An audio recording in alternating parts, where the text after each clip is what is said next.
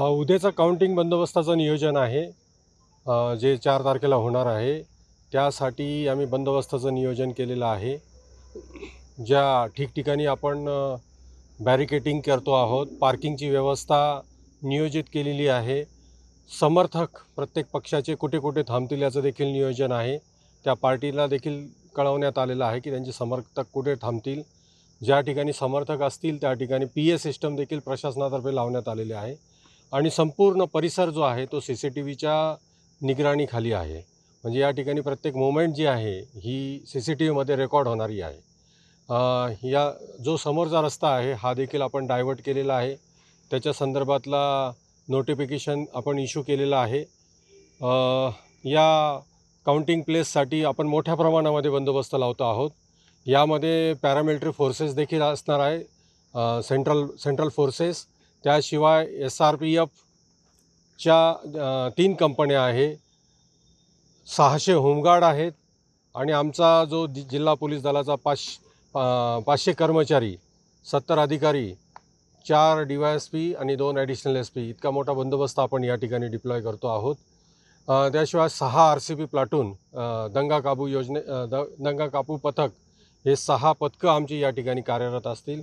त्याशिवाय आमचा प्लेन क्लोथमध्ये देखील बंदोबस्त असणार आहे आणि प्रत्येक व्यक्तीवर आमचा वॉच असेल अशी नियोजन आमचं करण्यात आलेलं आहे।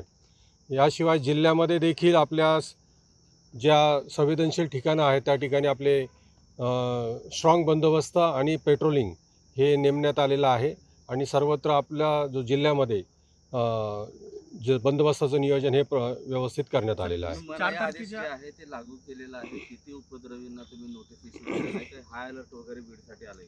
हां, 37-1-3 हे आपण जिल्ह्यामध्ये लागू केलेलं आहे। यामध्ये तुम्हाला म्हणजे कोणालाही परवानगीशिवाय, पोलिसांच्या परवानगीशिवाय कोणतंही कार्यक्रम घेता येणार नाही, कोणते आंदोलन करता येणार नाही, कोणती मिरवणूक काढता येणार नाही आणि या कुठल्याही काँग्रेगेशन म्हणजे कुठेही जमा झाले लोक तरी देखील पोलिसांना ते पांगवण्याचा अधिकार आहे आणि कुठेही अनुचित प्रकार घडला तर त्या ठिकाणी पोलिसांना संपूर्ण अधिकार आहे ते यूज ऑफ फोर्स करून ते तिथला जो स्थिती आहे हे काबू करण्याची।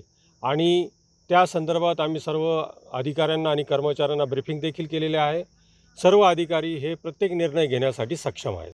4 तारखेला जो आपला हा समोरचा जो रोड आहे काउंटिंग प्लेसचा, तो डायव्हर्ट केलेला आहे आणि तसाही तो राबता तिथला कमीच असतो, तरी देखील त्याचं जे नियोजन आहे ते करण्यात आलेलं आहे। मतमोजणीच्या पार्श्वभूमीवर काही उपद्रवींना नोटीस दिली आहे का, सोशल मीडिया असेल किंवा इतर असेल? जे उपद्रवी आहे आम्ही साधारणतः 450 लोकांना आयडेंटिफाय केलेलं आहे। त्यातल्या सगळ्याच लोकांना आपण नोटिसा दिलेल्या आहेत। त्याशिवायही आणखी आम्हाला जे यादी तयार करण्याचं काम चालू आहे आणि आणखीही आमचं नोटीस देण्याचं किंवा प्रतिबंधक कारवाई करण्याचं काम चालू आहे।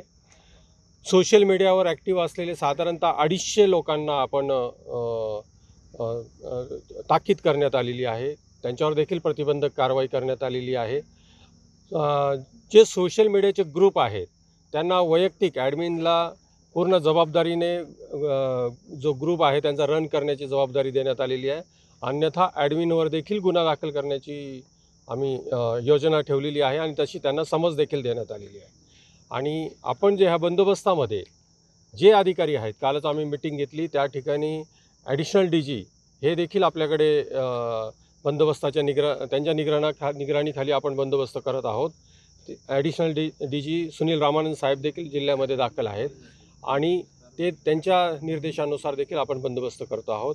काल सर्व अधिकाऱ्यांना प्रत्येक एरियाची जबाबदारी देण्यात आलेली आहे आणि त्या एरियामध्ये जो पण निर्णय आहे यूज ऑफ फोर्सचा तो घेण्याची जबाबदारी त्यांच्यावर टाकण्यात आलेली आहे। आता आवाहन आमचं करून झालेलं आहे आणि शांततेचं आवाहन झालेलं आहे। या उपरही जर कोणी काय करत असेल तर मात्र आमचा जे अधिकार आहेत, कायदेशीर अधिकार, त्याचा वापर करून कोणतीही गोष्ट नियंत्रणात आणण्याचं आम्ही ठरवलेलं आहे। याच्यामध्ये जे पण कायदा हातात घेतील त्यांच्यावर कठोर कारवाई, कठोर गुन्हे दाखल करणे हे आमचं या बाबतीतलं आमचं नियोजन आहे।